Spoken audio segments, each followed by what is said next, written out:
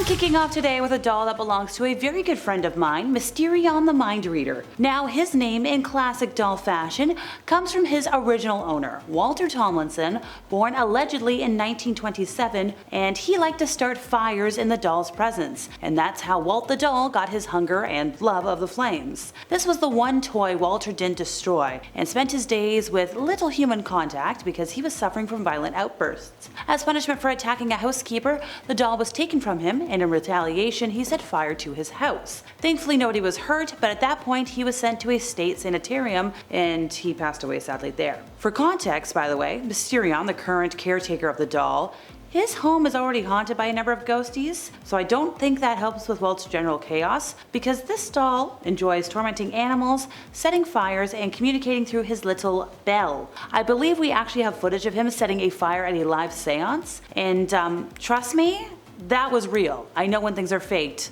That wasn't it. The last 3 owners before Mysterion that took possession of Walt sadly all wound up being victims of mysterious house fires. And also, fun little side fact, there is a lock of hair buried in his head that Mysterion believes came from the original owner, but nobody's cracked it open to know for sure. The story of Iki Ningyo all began with Junji Inagawa, a multi-talented artist deeply involved in traditional Japanese plays, and stumbled upon a peculiar incident one night. There was a radio broadcast on, and there was a distressed crew member who claimed to have heard the voice of a fan who had passed away many months ago, sending shivers down everybody's spines. Inagawa, no stranger to the mysteries of the supernatural, encountered something inexplicable on the way home. A younger girl in a red kimono.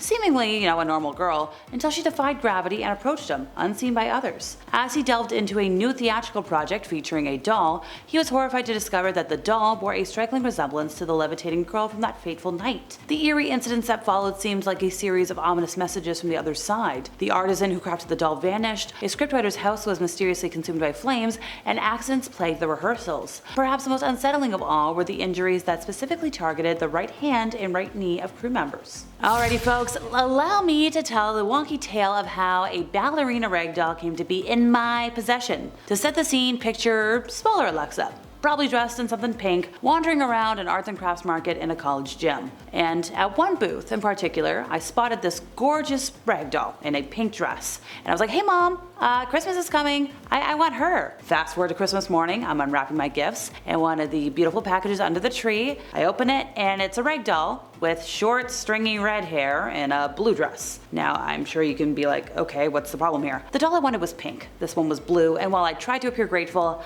I didn't really love blue at the time, so it was very obvious. My mom reached out to the lady she got the doll from. Turns out there was a mix-up, but the doll in the pink dress I'd fallen in love with, no longer available. But she's like, hey, if you want to exchange it, sure. So I found a purple doll and wound up with this beauty with a nose that looks like a mouth and a tiny little mouth, and she's got the gangly arms and legs. She found her home on a bright yellow rocking chair that lived in a corner of my bedroom for many, many years. And when I left home to go to university, she stayed behind for reasons. And during my second year of university, my dad was sleeping in my old bedroom, and he was so creeped out by her that she found a new home, the closet. Nowadays, she lives in the living room of my apartment, because while I can't find it in me to pass her on to somebody or burn the thing, she has an energy that cannot just be ignored, and I'm already prone to nightmares. I don't need any more bad mojo. The Okiku doll was bought in Sapporo by Eikichi Suzuki in 1918 for his sister Okiku. She played with this doll every day. She took it everywhere. She would talk with it. She eventually called the doll her name because she considered it a duplicate of herself. It never left her sight. Sadly, a year later, in 1919, tragedy struck. Poor Okiku passed away from yellow fever while she was holding the doll firmly in her grasp. After her passing, the doll was placed in the family's altar, and that's when the weirdness started to occur. One day, the family started to notice that the doll's hair was getting longer. Once a traditional shoulder-length cut with neat ends, now a mangled mess of split ends reaching past down her waist. It was scruffy, different colors, felt different. At night, the family would dream of Okiku. Sometimes the doll would appear by their side come morning. The chilling events intensified into full-blown acts of spiritual manifestation.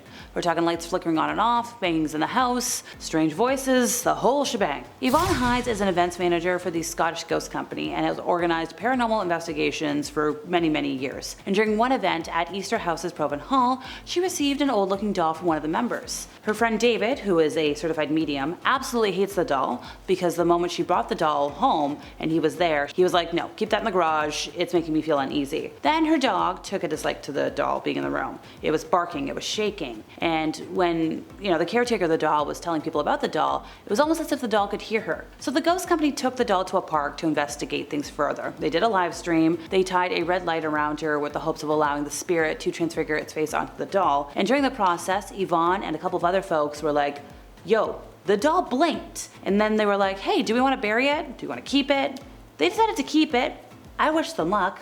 A husband and wife believe their Raggedy Ann doll is possessed after a series of terrifying events unfolded. When Linzi and Lee's doll first arrived in the Museum of Haunted Objects, Linzi and one of her close friends got mysterious illnesses and nearly avoided 2 car crashes. Linzi's like, yeah, I just became really ill for some reason. I was in the hospital for a week. The doctors didn't know what was wrong. And then her other friend got really ill, like we're talking abscesses, like all sorts of stuff. On the 2-year anniversary of the couple owning the doll struck again. The heavy Ouija table that they had, which questionable, was hurled over, and that was caught on camera. And then they were like, oh, let's put it in a glass cupboard on a secure hook. The doll got out. I'm like, I don't know, maybe this is a doll that should be burned. Kathy Gallagher said that since moving into her home back in August of 2018, she's experienced a whole series of scary supernatural incidents. We're talking objects moving on their own, shadow figures in the darkness. She was most stunned, I think, when a camera she'd set up in her basement captured a black mass emerging from her mother's old doll from the 1950s. And she doesn't know what it could be. So footage captured showed her cat, Salem, visibly distressed and staring intently at the doll before what appears to be black mist appearing from one of the dolls and drifts in the kitty's direction, sending the poor little kitty bolting for its life. The footage is so freaky that folks online were like, okay, you digitally altered this, you did something.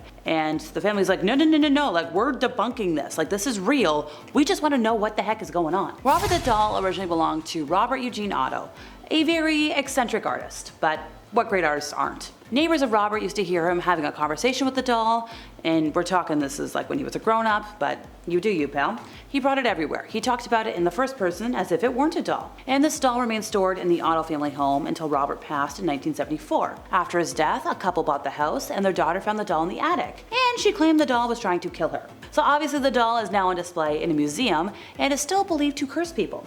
His last caretaker before the museum experienced him disappear and reappear as he pleased. They heard footsteps, they heard giggling. Some folks claim that Robert's expression changes whenever anybody badmouths his previous owner in his presence. Allegedly, he's been responsible for car crashes, divorces, broken bones. I don't want to be cursed, so I'm just gonna say, good Robert! Donna and Angie were student nurses and good friends who decided to room together while in school. And for Donna's 28th birthday, her mama gifted her a very large Raggedy Ann doll, something she was thrilled about. I'd be thrilled. Give me that next year. Soon after adopting the precious doll, Donna started to notice some weird behavior. So she would leave the doll on her bed every morning. She'd lock her bedroom door, seating her the same way with her arms and legs crossed, but she'd come home at night to Annabelle having moved rooms and being in positions that weren't possible. She described a couple of instances of the doll kneeling, and dolls that are stuffed cannot kneel unless it's like movable joints. Dawn and Angie then started finding notes left throughout the apartment, written on parchment paper and in red pen, 2 things they didn't own. When Donna's boyfriend Lou started criticizing the doll,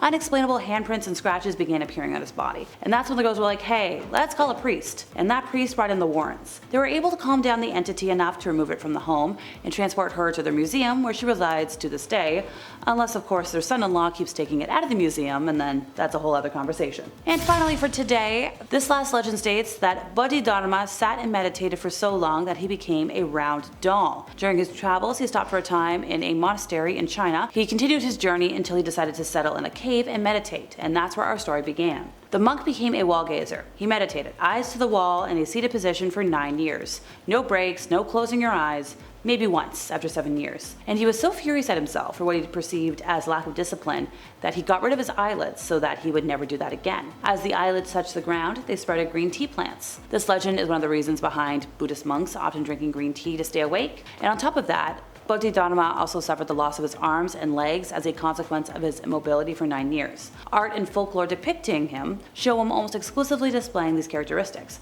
which is why the Daruma dolls symbolize the positions and features. And this doll is said to have been created by the Buddhist followers after his passing, and there's quite a few stories about it. I don't have all day, sadly, but we've got 15 years of backup for stories. Well, that's all for today, folks. I've been Alexa. See ya!